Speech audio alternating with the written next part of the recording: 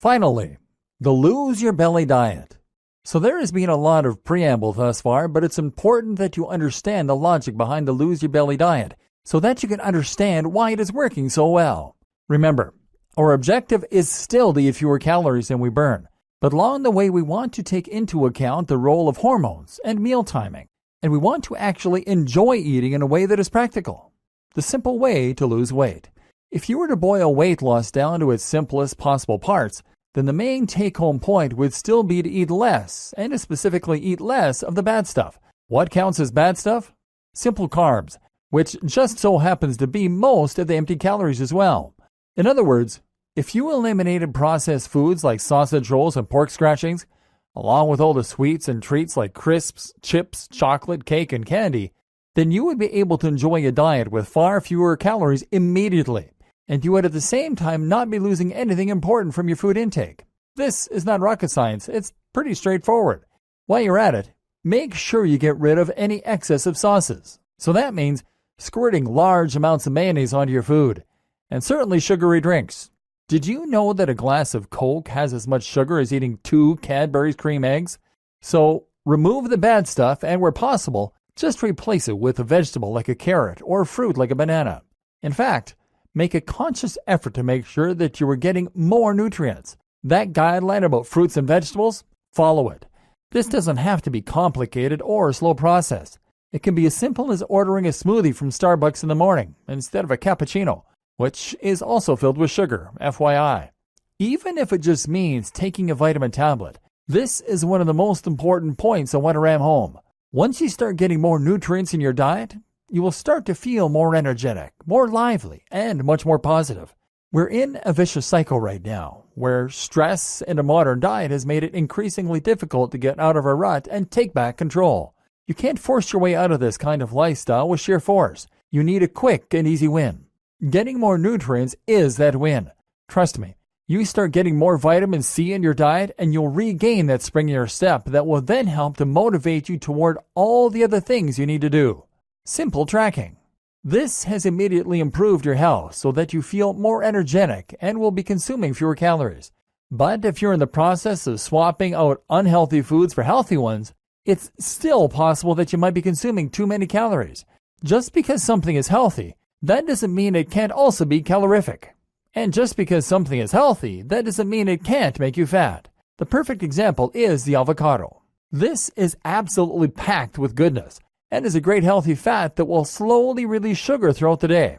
This is the ideal breakfast food instead of a sugary cereal that will spike your blood and destroy your fasted state. The problem? Avocados are also quite high in calories. This is why it can still be a good idea to track your calories a little to get an idea of what is going in and out. But we're going to do it in a way that is much more easygoing and something you're more likely to stick with. The idea is simple. You will calculate the amount of calories you consume over a few average days and the amount you burn over a few average days. Now you know a rough target, and you will have an idea of what some of the staples in your diet do to your calorie total. This is when my wife and I stopped buying a tasty shop-bought pizza after realizing it was well in excess of 1,000 calories each. Now you'll have more of a feeling for when you're getting close to your threshold, and you know which healthy alternatives you can snack on to tide you over. Ride the tide. Better yet, make your meals consistent. If you make your meals consistent, then you can know precisely how many calories are in it, as near as possible at least, and you won't need to constantly scan and calculate. Didn't I just say how a program that's too rigid is folly, though? Well, yes, but you see, this is where the clever part of this diet comes in. The idea is that for the first 2 meals of the day, you are going to eat in a manner that is entirely predictable. If you do switch your lunchtime dessert, then it will be something that is pre-approved, which won't spike your blood sugar, and which isn't too high in calories. The aim is to keep these meals very clean, very nutritious, and very low in calories. They should also be things that satisfy you, though, and things that you can easily acquire and prepare. If that means buying from a salad bar or similar, then so be it. This might seem miserable, eating the same 2 meals every single day, but actually it is the precise opposite. The purpose of these 2 meals, you see, is to allow you to eat whatever you want in the evenings. If you know that you have only consumed 500 to 700 calories by dinner, then that means that you can go all out without worrying much at all and still remain under your target. Most people do not view lunch and breakfast as social in the same way. These meals tend to be eaten quickly and viewed as something of an inconvenience. Breakfast, for many of us, is stuffed down on the way out of the kitchen in the morning, while lunch is often a similar lunchbox meal eaten alone. So why not just redesign your breakfast and lunch to make sure you aren't getting too many calories and to ensure you're filling up on important nutrients? Now, when it's time for date night or a meal with a friend, you'll be able to eat whatever you want and cut loose, and you can rest assured that it will probably still be keeping you in a calorie deficit.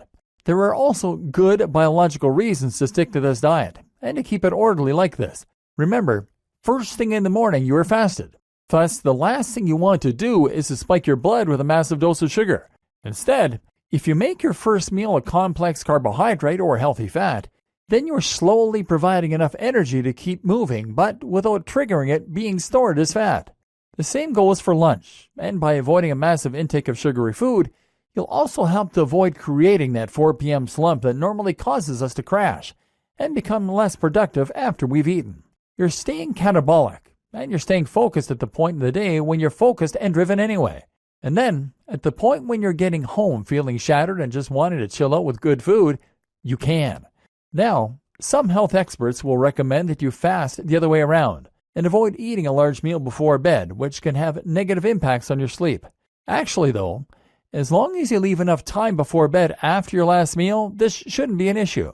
What's more is that there are some experts who now believe that we've evolved to eat sweet things before bed, which might even be what triggered the entire notion of dessert. The idea is that it makes sense to stock up on sugar before bed when we'll be fasted and to trigger the release of serotonin and melatonin to put us in a deep, restful state. So try this diet. Work out your target and then remove all the unhealthy foods, adding back the good ones to your first 2 meals. Get to the point where you're now full of nutrients and very far from your calorie target by evening, and then allow yourself to eat normally. Don't go crazy, of course, but just allow yourself to eat as you normally would. You're no longer fighting the natural cycles of your body and your hormones. You're riding the wave. What's more is that you're essentially training your insulin response and encouraging your hormones to work for you. And on top of all that, you're maintaining a calorie deficit without having to do any calculating. If you can stick to this, then you should start to find your belly fat starts to slip away. But don't go away just yet, because in the next video, we'll look at how you can make this easier on yourself and how you can enhance the look of that stomach and your overall appearance.